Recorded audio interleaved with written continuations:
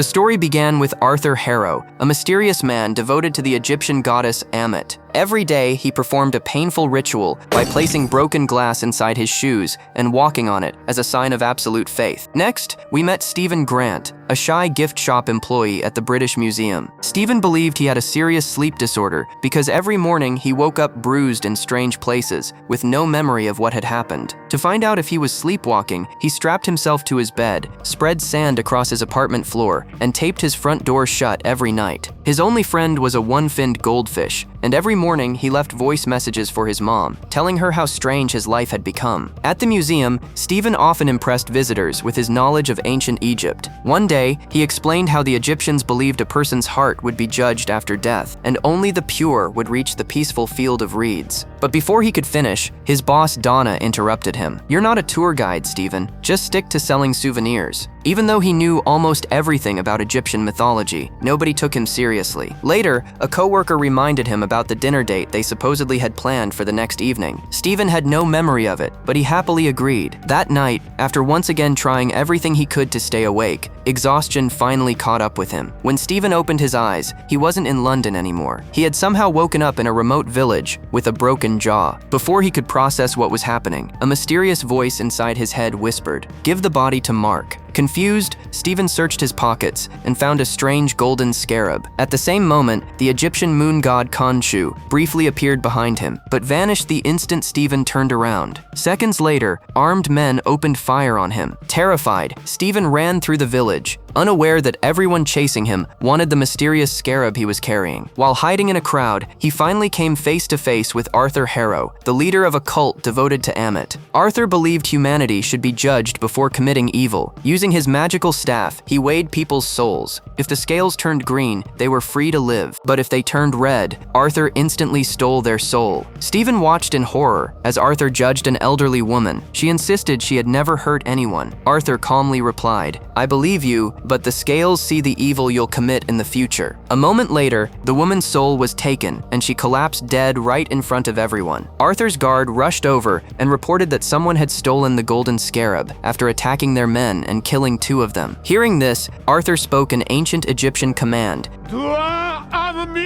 telling everyone to kneel. Everyone obeyed, except Stephen, who reacted a second too late. Arthur immediately realized Stephen was the thief. Confused, Stephen quickly replied, "I'm not a terrorist. I work at a museum gift shop. I just want to go back to London." Arthur calmly held out his hand. "Then give me the scarab." Stephen was about to hand it over, but the mysterious voice inside his head stopped him. His body suddenly moved on its own, and he took off running. Arthur's followers quickly caught him and grabbed the scarab. Then, everything went black. Seconds later, Stephen came back to his senses. Every one of Arthur's men was lying dead around him, and the scarab was somehow back in his hand. It was clear that Marc's specter had taken control of his body. Arthur and his followers charged after him again. At the same time, Khonshu's voice warned, "If anything happens to that scarab, you'll answer to me." Stephen jumped into a cupcake delivery van and sped away. Even though he had no idea how to fight, every time he blacked out, Marc took over and effortlessly eliminated anyone standing in their way. Suddenly, Stephen woke up in his own bed. Relieved, he convinced himself it had all been a nightmare. But that feeling didn't last long. His goldfish, which had only 1 fin the day before, suddenly had 2. When he questioned the pet shop employee, she looked confused and reminded him that the fish had always had 2 fins. That's when Stephen realized something was terribly wrong. Later, he rushed to meet Dylan for their dinner date. After waiting for hours, he finally called her. Instead of answering happily, she snapped, "You stood me up on Friday, and now you're calling me 2 days later?" Stephen froze. It was Sunday. Somehow, he had completely lost 2 full days of his life. Back home, he lied to his mom, pretending the date had gone great. But while looking around his apartment, he noticed strange drag marks on the floor. They led him to a hidden compartment containing a cell phone and a key. The phone was filled with missed calls from a woman named Layla. When he answered, she immediately said, "Thank God you're alive, Marc." Confused, Stephen replied, "My name isn't Marc. Who are you?" Before she could explain, the call disconnected. As Stephen tried calling her back, he started hearing Marc's voice inside his head again. Thinking someone was playing a prank on him, he rushed into the restroom. No one was there, but in the mirror, he saw another version of himself staring back. The lights began flickering, objects crashed to the floor, and panic took over. Stephen ran toward the elevator, only to see the towering figure of Khonshu slowly walking toward him. A split second later, he found himself on a crowded bus. Everyone thought he was losing his mind. Then he spotted Arthur Harrow outside. Terrified, Stephen rushed to the museum and warned security guard JB. "Someone's following me. Don't let him inside." But JB simply replied, "This is a public museum. I can't do that." Moments later, Arthur calmly walked inside. Stephen begged everyone around him for help, but then he noticed they all carried Amit's symbol. They were all Arthur's followers. Arthur explained that the scarab didn't belong to him. It belongs to Amit. He claimed Amit judged people not only for the sins they'd committed, but also for the evil they would commit in the future. According to Arthur, if Amit had been free years ago, monsters like Hitler or countless terrorists would have been stopped before they ever harmed anyone. But the other Egyptian gods had imprisoned her instead. Stephen asked Arthur, "What exactly do you want from me?" Arthur calmly replied, "I want to help you. I know there's a voice inside your head." He then used Amit's magic to judge Stephen's soul. But something strange happened. The scales never changed color. Unlike everyone else, Stephen's future couldn't be judged. Arthur smiled and said, "There's chaos inside you." Then, surprisingly, he let Stephen walk away. That night, Stephen was forced to work overtime at the museum after repeatedly showing up late. While cleaning, the lights suddenly went out. At first, he thought a stray dog had wandered inside. But moments later, a terrifying jackal-like creature appeared and started hunting him. Terrified, Stephen heard Arthur's voice echo through the building. "Give me the scarab, and I'll spare your life." The creature chased him through the museum until Stephen locked himself inside a restroom. That's when Marc's voice returned. "Let me take control. I can save us." Stephen refused, but as the monster began smashing through the door, Marc warned, "We're out of time." Realizing the nightmare was real, Stephen finally gave in. His body suddenly transformed, and for the first time, we finally saw Moon Knight. Within seconds, Moon Knight brutally destroyed the creature. The next morning, Stephen woke up terrified, convinced it had all been another nightmare. But when he returned to the museum, the damage from the previous night was still there. Security guard JB pulled up the CCTV footage. Stephen warned him, "Whatever you see, just pretend it's a horror movie." But the footage showed something even stranger. There was no monster at all. It only showed Stephen running around the museum and destroying everything by himself. No one believed his story about the invisible jackal. Everyone assumed he'd completely lost his mind. As a result, Stephen was fired from the museum. Feeling hopeless, he sat beside the street performer and thought about the mysterious key he'd found in his apartment. The logo on the key led him to a storage facility. When he mentioned the name Marc Spector, the employee immediately recognized it and took him to the locker. Inside, Stephen found a duffel bag containing cash, a handgun, Marc Spector's passport, and the golden scarab. As soon as he picked it up, the scarab activated and pointed toward Amit's hidden tomb. Marc suddenly appeared in the mirror and warned, "You were never supposed to come here." Stephen demanded, "Who are you?" Marc finally answered, "I'm Marc Spector, the avatar of Khonshu, the Egyptian god of the moon. We punish those who prey on the innocent." Marc begged Stephen to let him take control long enough to finish the mission, but Stephen refused. Instead, he grabbed the bag and decided to turn everything over to the police. Just then, Khonshu appeared and ordered him to put the bag back. Stephen ignored him and ran outside. That's when Layla found him. Mistaking him for Marc, she pulled him away before anyone else could notice. No matter how many times Stephen insisted, "I'm not Marc," Layla refused to believe him. She finally revealed something that completely shocked Stephen. "I'm your wife." Still confused, Stephen brought her back to his apartment to figure out what was happening. Inside, Layla noticed shelves filled with French books and ancient Egyptian texts. She even found one of their favorite French books. Then she handed Stephen divorce papers that Marc had sent her but never signed. As Stephen tried explaining that Marc wasn't the man she thought he was, he reached for the scarab, but Marc immediately warned him, "Don't show it to her. Arthur will come after Layla next." Hearing Marc's warning, Stephen quickly tried to hide the scarab, but Layla grabbed it anyway. The moment she saw it, she said, "This is the scarab that leads to Amit's tomb. We risked our lives searching for it together." She was convinced Marc was only pretending to be Stephen so she wouldn't learn the truth. Stephen desperately replied, "I don't even want this scarab. I'm not Marc. My name is Stephen Grant. I used to work at a museum gift shop, and my life is in danger. You're probably the only person who can help me." Layla looked confused. "You seriously don't remember any of this?" Stephen admitted he remembered nothing. Just then, police officers arrived at his apartment. Stephen assumed they were there because of the damage at the museum, but the officers immediately began searching the apartment. In reality, Arthur had sent them to recover the scarab. Fortunately, Layla escaped through the window with it before they could find it. Instead, the officers discovered Marc Spector's passport, and arrested Stephen. Their records identified Marc as a dangerous fugitive linked to violent attacks at an Egyptian archaeological site. No matter how much Stephen insisted that he wasn't Marc, nobody believed him. Instead of taking him to a police station, they brought him straight to Arthur's compound. Outside, Stephen begged a nearby woman for help until he noticed Amit's symbol on her arm. Everyone there was one of Arthur's followers. Marc appeared in a reflection and whispered, "Stop fighting me. Let me take control." Stephen refused. Arthur then walked outside, removed Stephen's handcuffs, and dismissed the officers. He explained, "I couldn't judge your soul because you're Khonshu's avatar. You hear both Khonshu and Marc, but I can help you." As they walked through the peaceful village, Arthur explained that crime had completely disappeared there because of Amit's teachings. People even left their doors unlocked at night. Meanwhile, Khonshu grew furious that Stephen was listening to Arthur instead of him. Arthur calmly smiled. "Don't worry, he can't hurt you." He then revealed something shocking. He had once been Khonshu's avatar himself. According to Arthur, Khonshu only punished criminals after they committed evil. Amit, on the other hand, judged people before they caused harm, preventing countless future tragedies. That's why Arthur wanted to free her. He explained that the scarab acted like a compass, leading directly to Amit's tomb. If she returned, she would wipe out evil before it could ever spread. Arthur held out his hand. "Give me the scarab," Stephen replied. "I don't have it." Arthur smiled. "Maybe not, but you know who does." At that moment, Marc warned Stephen not to reveal Layla's name. Arthur realized Stephen was talking to Marc and mocked him. "Khonshu promised this would be your last mission, didn't he? I used to serve him too. Trust me, he lies." Stephen finally challenged Arthur's entire belief. He argued that judging people for crimes they might commit was no justice at all. Thinking about doing something bad doesn't make someone evil. If a child is destined to commit a crime 30 years from now, does that mean they deserve to die today? He turned toward Arthur's followers and pleaded, "Killing innocent people is still murder. Doesn't any of you see that?" Silence filled the room. No one answered, but no one listened. Every person there stood with Arthur. He raised his staff and said, "Amit gave me this. A small part of her power lives inside it. Give me the scarab, because I don't want to use that power against you." Stephen stayed silent. Just as Arthur stepped forward, Layla suddenly appeared. She admitted, "The scarab is with me." Arthur demanded she hand it over, but instead Layla ran to Stephen, believing he was still Marc. She gave him the scarab and told him, "Put on the suit." Completely confused, Stephen grabbed Layla and they escaped. Furious, Arthur summoned an invisible jackal from his staff. The two locked themselves inside a nearby room. Layla insisted, "You're Marc. I've seen you use the suit." But Stephen replied, "I have no idea what you're talking about." Marc's reflection appeared again. "Let me take control." Before Stephen could answer, the jackal burst into the room and threw him straight out of the building. As he fell, Stephen desperately shouted, "Suit!" Instead of becoming Moon Knight, he transformed into Mr. Knight. Even Marc looked shocked. "What are you wearing?" Stephen proudly answered, "I actually look pretty good." Moments later, the jackal attacked again. Since only Stephen could see the creature, everyone else thought he was losing his mind. Layla fought anyway, blindly swinging at the invisible monster to protect him, but Stephen was completely outmatched. Marc pleaded one last time, "Give me control, or Layla dies." Finally, Stephen gave in. Marc instantly took over and transformed into Moon Knight. Drawing his crescent darts, he lured the jackal away from the crowded streets and brutally killed it. When the fight ended, Marc realized the scarab was gone. Nearby, a homeless man found it, only for Arthur to arrive moments later, take the scarab, and kill him without hesitation. Layla witnessed the murder and barely escaped. Meanwhile, Stephen complained that he was trapped inside the reflections, while Marc controlled the body. Marc reminded him, "You never wanted me in control. Now you can't take the body unless I allow it." Stephen blamed Marc for ruining his life, costing him his job, and destroying everything he cared about. Marc replied that once the mission was over, he would leave Stephen forever. He also admitted the only reason they were still alive was because of Khonshu, but serving Khonshu meant obeying every one of his orders. Stephen accused Marc of lying to Layla too. Marc finally confessed the truth. He had pushed Layla away because Khonshu wanted her to become his next avatar, and Marc refused to let that happen. Their argument was interrupted when Khonshu appeared. He reminded Marc of their deal and warned that Stephen was becoming a problem. Khonshu also revealed that he had saved Marc when he was on the verge of death. "This body belongs to me now." Marc promised he would still stop Arthur and reach Amit's tomb first. He only wanted one thing in return, his freedom. Khonshu simply smiled. "You enjoy this more than you admit." Then he delivered one final warning. "If you fail, your wife will become my next avatar." With no other choice left, Marc and Khonshu headed for Egypt. The story then shifted to Cairo, Egypt, where Marc was quietly sitting in a hotel, staring out the window with a drink in his hand. Meanwhile, Layla was arranging a fake passport through her friend Ligero. She knew Marc had gone to Cairo to stop Arthur, and she had no intention of staying behind. Ligero warned her, after everything that happened 10 years ago, "Aren't you afraid of returning?" Layla shook her head. "I don't steal artifacts. I return stolen treasures to the people they truly belong to, and that's how I make a living." Before leaving, Ligero gave her one final warning. "Stay away from the places connected to your father. It'll only reopen old wounds." Layla silently took the passport and headed for Egypt. Meanwhile, deep in the desert, Arthur and his followers used the scarab to locate Amit's hidden tomb. When the scarab finally led them to the exact location, Arthur ordered his people to begin excavating immediately. Just then, one of his followers informed him, "Marc's specter has arrived in Cairo. He's looking for us." Arthur remained completely calm. "I know, but nothing will stop Amit from returning." And with Arthur now standing at the entrance to Amit's tomb, the episode came to an end.